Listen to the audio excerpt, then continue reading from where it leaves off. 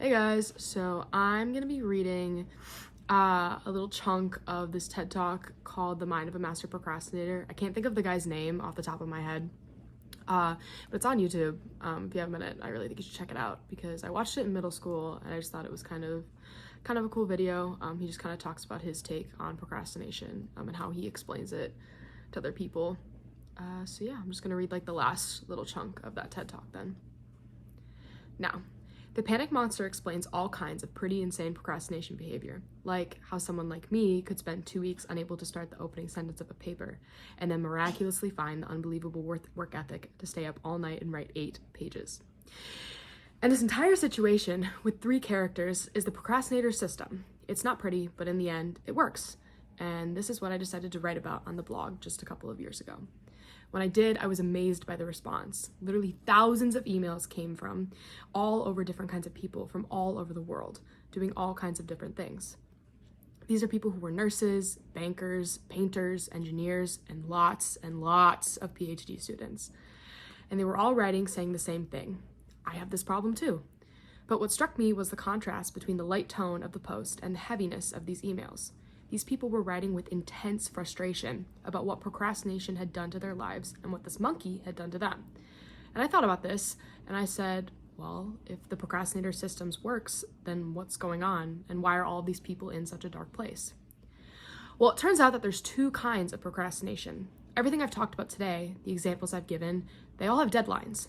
And when there's deadlines, the effects of procrastination are contained to the short term because the panic monster gets involved. But there's a second kind of procrastination that happens in situations when there is no deadline. So if you wanted a career where you wanted to be a self-starter, something in the arts, something entrepreneurial, there's no deadlines on those things at first because nothing's done at first, not until you've gone out and done the hard work to get momentum and get things going. Then there's all kinds of important things outside of your career that don't involve any deadlines, like seeing your family or exercising and taking care of your health, working on your relationship or getting out of a relationship that isn't working. Now, if the procrastinator's only mechanism of doing these things is the panic monster, that's a problem because in all of these non-deadline situations, the panic monster doesn't show up. He has nothing to wake up for, so the effects of procrastination, they're not contained. They just extend outward forever. And it's this long-term kind of procrastination that's much less visible and much less talked about than the funnier, short-term deadline-based kind.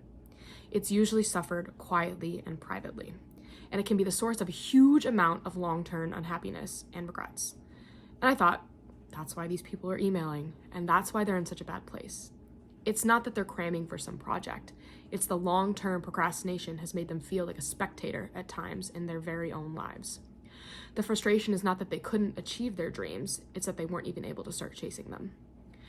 So I read these emails and I had a little bit of an epiphany that I don't think non-procrastinators exist.